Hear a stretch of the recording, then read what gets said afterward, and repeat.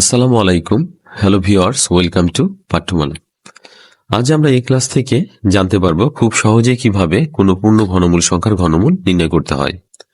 এক্ষেত্রে আমরা কিছু সংখ্যা লিখে তাকে ঘন করে একক স্থানে অঙ্কগুলো লিখে নিয়েছি।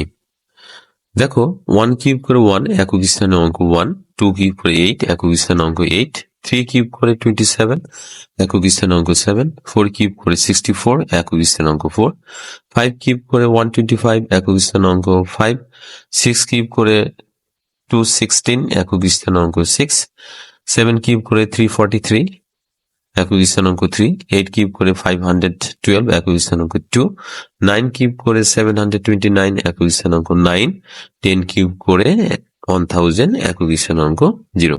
দেখো, আমাদের এগুলো সংখ্যা এবং এগুলো তার একক স্থানীয় অঙ্ক। তাহলে আমরা এখানে কিছু মিল খুঁজে পাচ্ছি, কিছু ব্যতিক্রম আছে। দেখো, 2 কিউব করলে একক স্থানাঙ্ক 8, 3 কিউব করলে একক স্থানাঙ্ক 7, 7 কিউব করলে একক স্থানাঙ্ক 3, 8 কিউব করলে একক স্থানাঙ্ক 2।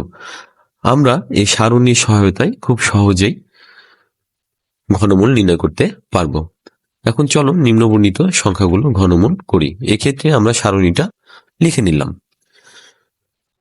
ঘনমূল করার ক্ষেত্রে আমাদের তিনটা করে চিহ্নিত করতে হবে। আমরা দেখো, এই সমস্যার সংখ্যাগুলোকে ডান থেকে বামে তিনটা করে চিহ্নিত করে নিয়েছি। প্রথম সমস্যার ক্ষেত্রে দেখো, একক স্থানীয় অঙ্ক 5, আমরা জানি 5 থেকে 5 হয়, তাহলে আমরা এখানে বলতে পারি 5 হবে। এবং সর্ববামে 3 আছে, 3 অবস্থান যদি দেখি আমরা 3, 1 এবং 8 এর মাঝে, সুতরাং আমরা এক্ষেত্রে সব থেকে ছোট সংখ্যাটা নিব। তাহলে আমাদের সব থেকে ছোট সংখ্যা 1, আমরা এখানে 1 বসিয়ে দিয়েছি। পরের সমস্যাটা যদি দেখি, একক স্থানাঙ্ক 4, আমরা জানি 4 থেকে 4, সুতরাং এখানে আমরা 4 লিখে দিলাম। বামের সংখ্যাটি 13 এর অবস্থান আমরা দেখতে পাচ্ছি 8 এবং 27 এর মাঝে। তাহলে 8 এবং 27 এর মাঝে যেহেতু 13, আমাদের দেখতে হবে ছোট সংখ্যা কোনটা। আমরা দেখতে পাচ্ছি ছোট সংখ্যা 2, সুতরাং এখানে আমরা 2 লিখে দিব। আমরা 1 থেকে 1 লিখব। আমরা এখানে 1 লিখে দিয়েছি। সর্ববামে আছে 29 এর অবস্থান 27 এবং 64 এর মাঝে, তাহলে আমরা সহজে বলতে পারি এখানে 3 হবে। দেখো, এখানে আছে একক স্থানাঙ্ক 8, আমরা জানি 8 থাকলে 2 হয়, সুতরাং আমরা একক স্থানাঙ্ক 2 লিখলাম। সর্ববামে সংখ্যা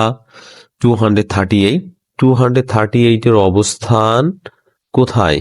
6 কিউব এবং 7 কিউবের মাঝে, তাই আমরা সব থেকে ছোট যে সংখ্যাটা, আমরা 6 এখানে লিখে দিলাম।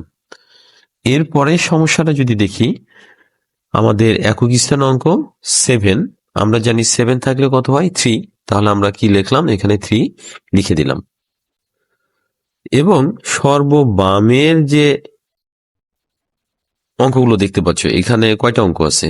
এখানে দেখো, আমাদের 4টা অঙ্ক আছে। তাহলে এই 4টা অঙ্ক যে আছে, এই 4টা অঙ্ক নিয়ে যে সংখ্যাটা হচ্ছে তার অবস্থান কোথায়, সেটা আমরা পূর্বের নাই বের করে নিব। দেখো, আমরা এটা দেখতে পাচ্ছি 12 কিউব এবং 13 কিউবের মাঝে এই সংখ্যাটা হচ্ছে। তাহলে আমরা সহজেই বলতে পারি এখানে কত হবে। এখানে আমরা 12 লিখে দিব। তাহলে আমাদের কিন্তু ঘনমূল করা হয়ে গেল। দেখো, আমরা কত সহজে অল্প সময়ের ভিতরে ঘনমূল নির্ণয় করতে পারলাম।